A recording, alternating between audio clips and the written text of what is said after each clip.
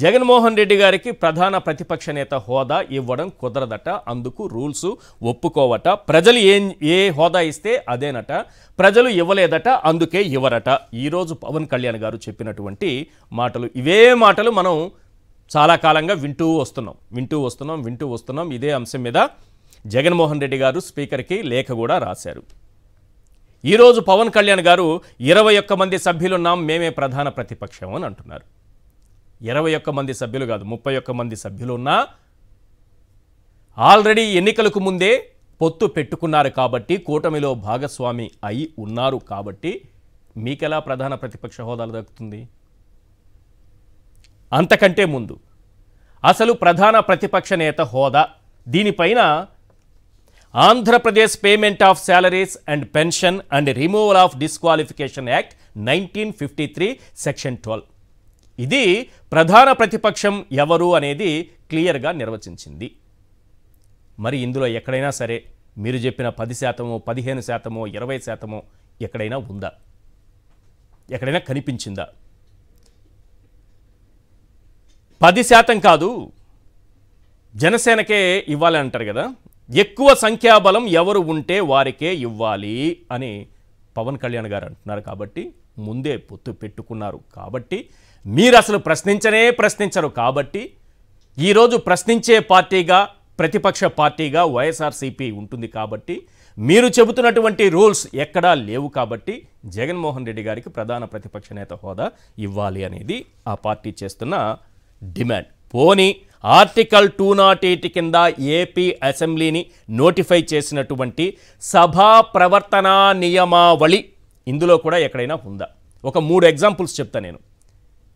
10% అంటున్నారు కదా, ఈ 3 ఎగ్జాంపుల్స్కి కూటమిలో ఎవరొచ్చి సమాధానం చెప్పినా ఓకే. 1, 1984 543 పార్లమెంటు స్థానాలుంటే టీడీపీ గెలిచింది 30. కానీ 10% లేకపోయినా పార్లమెంటులో ప్రధాన ప్రతిపక్ష హోదా పొందింది. పర్వతనేని ఉపేంద్ర గారు ప్రతిపక్ష నేతగా ఆ రోజు ఉన్నారు, ఆయన్ని ఎన్నుకున్నారు. మరి ఎలా వచ్చింది? 10% లేదు కదా, కేవలం 30 కదా ఉండాలి, 55 కదా కావాలి, 54 కదా కావాలి, లేదు. నెక్స్ట్ 1994 ఉమ్మడి ఏపీలో మొత్తం 294 స్థానాలకు కాంగ్రెస్కు వచ్చింది 26. అంటే కేవలం 10% కూడా లేకుండా ఉన్నా సరే పీజీఆర్ను ఆ రోజు ప్రధాన ప్రతిపక్ష నేతగా ఎన్నుకున్నారు, అవకాశం కల్పించారు. మరి నిబంధన ఉంటే ఆ రోజు ఇచ్చేవాళ్ళు కాదు కదా. 3వ ఎగ్జాంపుల్ 2015 ఢిల్లీ ఎన్నికలు, మొత్తం 70 స్థానాలు, ఆప్ 67 స్థానాలు గెలిస్తే బీజేపీ గెలిచింది కేవలం 3 స్థానాలు. అయినా సరే బీజేపీకి ప్రధాన ప్రతిపక్ష హోదా దక్కింది. ఎందుకంటే అటువంటి నిబంధన ఎక్కడా లేదు. ఈరోజు చంద్రబాబు నాయుడు గారు, పవన్ కళ్యాణ్ గారు, ఇంకా మంచి పదవుల్లో కూర్చున్న వారు మాట్లాడుతున్నట్టుగా ఎక్కడా కూడా లేదు. మరి ఎందుకు ఇవ్వట్లేదు జగన్మోహన్ రెడ్డి గారికి? Question number 1. ఇస్తే వచ్చేటటువంటి పరిణామాలు, జరిగే పరిణామాలు, వాళ్ళకి ఎదురయ్యేటటువంటి ఇబ్బందులు ఏంటి?